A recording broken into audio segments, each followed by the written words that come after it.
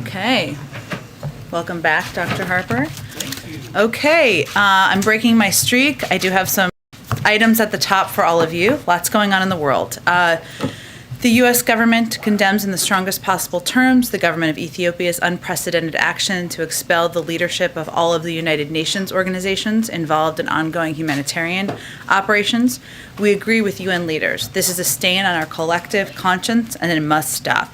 The action follows the release of reports warning that hundreds of thousands of people are starving to death in northern Ethiopia. We're deeply concerned that this action continues a pattern by the Ethiopian government of obstructing the delivery of food, medicine, and other life-saving supplies to those most in need. We call on the UN Security Council and members of the international community to take urgent action to make clear to the government of Ethiopia that impeding humanitarian operations and depriving your own citizens of the basic means of survival is unacceptable. President Biden signed an executive order earlier this month enabling the U.S. government to impose financial sanctions on those prolonging the conflict in northern Ethiopia. We will not hesitate to use this or any other tool at our disposal to respond quickly and decisively to those who obstruct humanitarian assistance to the people of Ethiopia. One more item, some news from out of the First Lady's office. Today, joining forces, the White House initiative led by the First Lady to support military families and the National Security Council released a White House report signed by the President and secretaries of 15 executive departments, which outlines the first round of administration-wide commitments and proposals to supporting military and veteran families, caregivers, and survivors. In May of 2021, the Office of the First Lady and the National Security Council launched a Joining Forces Interagency Policy Committee with representatives from across the executive agencies to work collaboratively on priorities related to the families of service members and veterans, caregivers, and survivors. This report details more than 80 specific commitments and proposals from across the administration and is the product of the Interagency's Policy Committee's months of work. Going forward, this committee will continue to advance these priorities, including those outlined in the report, through cross-agency working groups, and will report results and updated plans annually. Jonathan, why don't you kick us off? Thank you, Jen. A few all on the dealings of Capitol Hill right now. Senator Manchin told reporters a short time ago that he told President Biden that $1.5 trillion would be as high as he was willing to go for the reconciliation package. What was the president's reaction to that? Is that an acceptable number? Well, first I would say, as we've said many times, we're not going to outline private negotiations or private discussions, and we'll let the senators speak for that, as Senator Manchin did earlier today. The way the president sees it is that this is an ongoing discussion, an ongoing negotiation. Here's what we know. We know that timelines help make progress. We've seen that play out over the course of the last couple of days. We know that compromise is inevitable. We've also seen that play out over the last couple of days. And right now, we're clearly in the thick of it. I'd also note that during Senator Manchin's, and obviously I'm not his spokesperson, he can certainly speak for himself, but during his Q&A he did on the Hill today, he also referenced the fact that that there was a document from a couple of months ago, and I'll let him and Leader Schumer speak to that. And he was repeatedly pushed and asked, would you go higher than 1.5? Would you go higher than 1.5? I will leave it to all of you to determine if he answered that question. But this is an ongoing discussion, an ongoing negotiation. And as I said yesterday, that's going to require all sides giving a little. And we're in the midst of that right now. So on that, key Democratic House leaders have said they will, quote, stay here all weekend to work to get a deal. Does the president plan to do the same? Will he be at the White House working this weekend, having visitors, calling and hosting congressional lawmakers?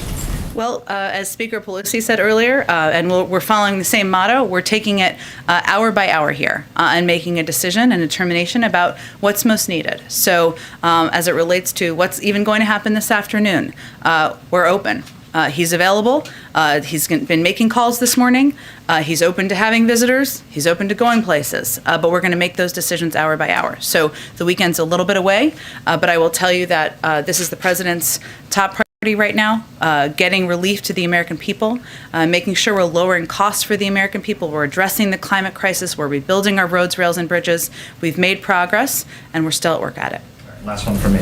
One of the president's central promises when he was elected was to restore Americans' ability to be confident in their government again, to believe in institutions again. What is the White House's message to Americans right now who look at this and see a mess? Nearly a government shutdown, the debt ceiling is unclear, legislation not being passed, at least not yet, even though Democrats control the bodies of government. and those Americans don't feel that they can be confident in government. What's the White House's response? Well, first I would say the President, the Speaker of the House, and the leader have more experience getting legislation across the finish line than any group of Democratic leaders in history. We're in the middle of it right now. It's messy, this sausage making on Capitol Hill. Policy making is messy. There's negotiations. They all have representatives who are advocating for their points of view. That's democracy in action. What I can tell them is that we're on the path to keep the government open. You just saw that pass the Senate. It was going over to the House. That's not just keeping the government open. That's getting relief to make sure we can take care of refugees, people who fought by our side in Afghanistan. That's to make sure we get relief to the Gulf Coast, additional relief to the Gulf Coast, all important priorities. And we would also tell them that the president is going to stop it. He's going to use every lever at his disposal to fight to get this legislation passed, these two pieces of legislation that will have make historic investments, and he's doing it because he wants to have an impact on their lives. But these type of packages, not a lot of precedent for them, but he's going to work at it. He's going to get it done. That's what he would tell them. Go ahead. Does the president see any strategic value in a vote failing on the House floor? Well, as Speaker Pelosi said earlier today, we're on a path to win. I don't want to even consider any other options than that. We're in it to win it. President's also in it to win it. That's what we're working toward. It's only 2:40 right now. Lots of time left in the day, and he's going to continue to stay closely engaged with her about the path forward. You've repeatedly referred to this moment as an inflection point. How is the president viewing this moment, given where his caucuses are, where his members are? This moment, as in this moment, 2:40 p.m. this afternoon, or just today? As in, it's deadline day for an infrastructure bill. He doesn't have the votes. One member of the United States Senate is about $2 trillion below his top line number, and there's no clear way to bridge those gaps. Well, I think the president views this as the last several days, and even longer than that. His views, we've made some progress. You've seen some members come down. You've seen some members come up. You've seen active negotiations. He's obviously been hard at work at them himself. And what we clearly see is an agreement about the need to get this done, whether it's the infrastructure bill or the reconciliation package, which has key priorities for the president. Key priorities, I think the speaker referred to it earlier today, as the cause of her, as her public life, as her time in public life. That's a bit of a paraphrase. I'll leave you to her words. So, look, he sees this moment. He knew that as we got closer to imposed timelines, which are important. Often these timelines can help make progress. We've seen progress made. That more members would be out there advocating for what was important to them. That's happening. We would hopefully see more willingness to compromise. That's happening too. We're hard at work, and he's been through this before, so he's not too thrown off his game on it. And then just one quick last one. Do you guys see a possibility of some type of framework agreement that could unlock the infrastructure vote today? That's what we're working towards. Go ahead. Thank you, Jim.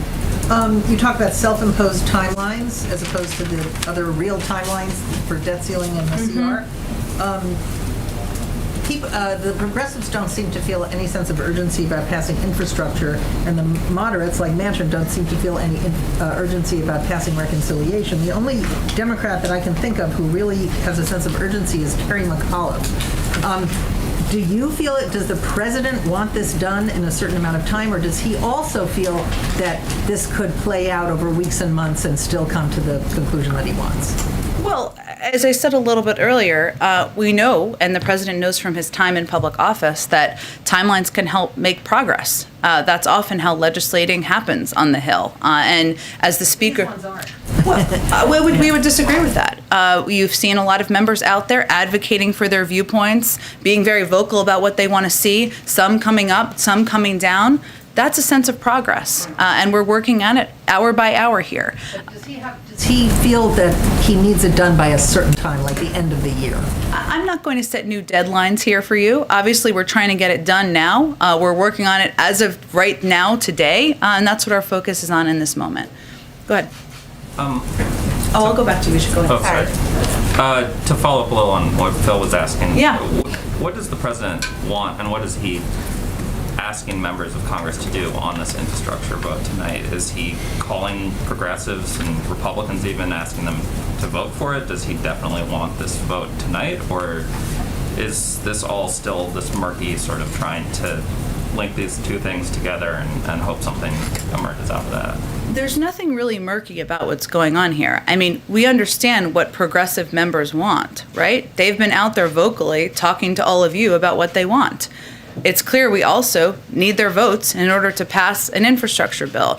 They want to have a clear path forward on a reconciliation package. The president wants both pieces of legislation to pass. That's what he wants, bottom line. He's also going to work with the speaker and the leader to get that done. So what he's been spending his time on over the last couple of days is having conversations with Senator Manchin, Senator Sinema, and others who have been very vocal about the fact that they're not quite there yet. And his objective is to try to get them there, because that's what members of the Progressive Caucus are looking for in order to support an infrastructure bill, many components of which they support. I guess to put a finer point on it, if your choice is between a vote tonight that fails but sort of puts everybody on the record, or pulling the vote tonight and continuing deliberations despite it potentially upsetting moderates who feel like they've been promised this vote, what does the president prefer? We're working towards winning a vote tonight. We have several hours left in the day. All right, last one. What's the plan on the debt ceiling? I mean, Republicans have sort of made clear that they're not going to back any effort, so it would seem at this point that Democrats' only hope here is to turn towards a reconciliation process on the debt ceiling. I understand that you've made the point many times that Mitch McConnell's being hypocritical on this, that Republicans should support it, but it does seem now that the votes are on the table that you're kind of pursuing this political point at the potential risk of default for the U.S. economy.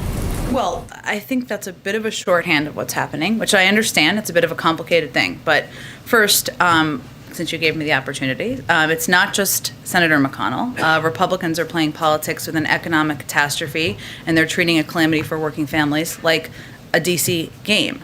There are huge impacts here. You touched on the fact, but let me give the public a little sense of that.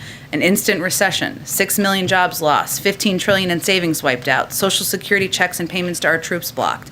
Those are real impacts. Republicans in Congress are treating this like a game. Let me give you some examples. Senator Rick Scott, and this is a real quote, I will note, "This is going to be a ball. I'm going to have so much fun." That's about the debt limit. Senator Kevin Cramer, "It's sort of fun to watch." And Senator Cornyn said yesterday that Republicans would use every tool at their disposal to slow Democrats from doing this on their own. What we're trying to do right now is do it on their own, do it on our own. That is what Leader Schumer is working to move forward on. And obviously, as you know, Republicans have blocked that effort. Of course, we're going to continue to press. We're not going to let up on that, on Republicans to do what's responsible, to protect the full faith and credit of the United States, as has been done 80 times in the past. We've also been working to do it on their own. We're going to keep working with Leader Schumer to get that done. But you're not going to ask for Democrats to push on reconciliation? I'm not going to get into additional mechanisms here. We're going to continue. I don't think we're not going to, nor should anyone let Republicans off the hook here, so we're going to continue to press them on it. One of the things that Senator Manchin said today was that the concern that he has around the 3.5 number is about how it would impact inflation in the economy. And I'm curious what the White House thinks of that concern and what you've done to allay that concern. Well, we've conveyed privately what we've said publicly, and what many, many economists have also conveyed publicly, which is that what these packages will do is they will address inflation and costs over the long term. That's one of the core reasons that people should be supporting them. So if you are concerned about inflation, that's exactly a reason you should support these packages. And would the president sign a reconciliation bill that does not include negotiating